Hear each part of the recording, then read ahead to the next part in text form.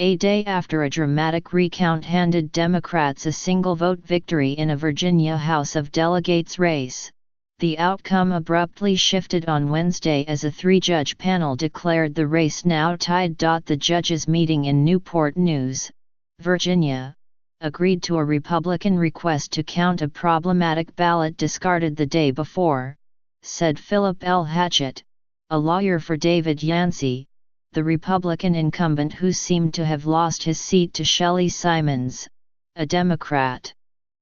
A victory by Ms. Simons, a school board member in Newport News, would evenly split the Virginia House 50-50 and end 17 years of Republican majorities. The ballot in question showed two bubbles filled in, one for Ms. Simons and one for Mr. Yancey, but with a fine line struck through the Simons vote, according to a copy obtained by the Virginian Pilot. The voter chose Republicans for governor and in other statewide races on the November 7 ballot. The judges ruled that the voters' intent was to choose Mr. Yancey, Mr. Hatchett said. That gave each candidate 11,608 votes. Under Virginia law, the State Board of Elections chooses the winner of a tied election by lot, which experts said effectively means a coin flip, drawing of straws, or pulling names out of a hat. The loser of a drawing may petition for a recount, the law states. Virginia's Elections Commissioner, Edgardo Cortez, said he was awaiting a final court order before determining how the tie would be broken. Mr. Yancey's extraordinary reversal of fortune came a day after a recount erased a 10-vote lead he held on Election Day. His lawyer said that was the first time in Virginia that an election result had been changed in a recount. Republicans had even congratulated Ms. Simons and pledged to share power in bipartisan fashion. Ms. Simons took a victory lap early Wednesday on MSNBC's Morning Joe. A lawyer for the Virginia House Democratic Caucus, Mark Elias, said that the local court's decision about the ballot was wrong and that he was assessing legal options. The Republicans themselves had affirmed that this result was accurate yesterday before changing their minds today, Mr. Elias said in a statement. After conceding this seat and their majority, they are now desperately trying to claw both back. Ms. Simons's representative argued before the judges that the disputed ballot should not be counted because it was an example of an overvote, when multiple candidates for the same race are chosen. However, the Virginia Department of Elections, in a guide to hand-counting ballots, appears to address the issue, showing an example in which a voter marks two candidates but clarifies the intention using an additional mark or marks that appear to indicate support. In that case, the guide says, the ballot shall be counted. Tied votes, which are extremely rare, have occasionally been broken around the country by coin tosses or the like.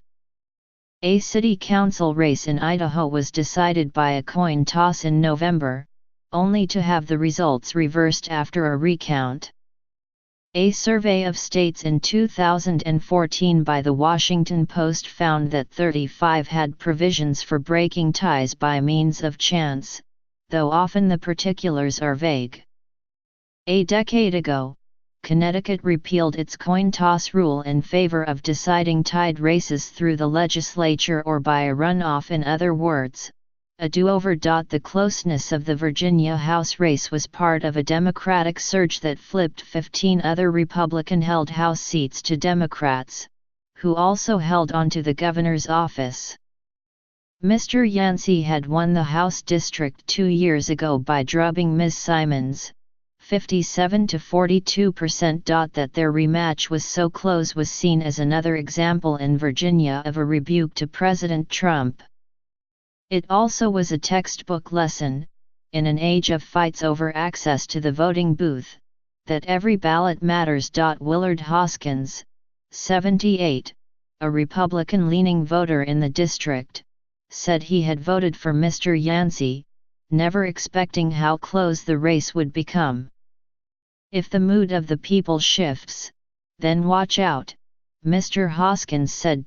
Trent Case, an assistant college English professor who voted for Ms. Simons, was elated by her narrow victory on Tuesday, but deeply frustrated by the court's decision on Wednesday. They're going to have to actually draw by lots, Mr. Case said, with a shade of disbelief. That just seems kind of antiquated. It's like medieval ages here. When Mr. Case saw online a copy of the ballot in question, his discontent intensified. My issue is, how do the judges read it and interpret it in order to make that decision? Mr. Case asked. Alluding to the half-punched ballots in Florida that helped send the 2000 presidential election to the Supreme Court, he said, "It's a painful memory to realize we're back to this again, as if the Chad is hanging." Still, he said, he now has a real-life civics lesson to teach. "This is a story I'm going to tell students about why it is important to go vote," Mr. Case said. "If you don't vote, we might be picking people by flipping coins, which is not the best way to do it."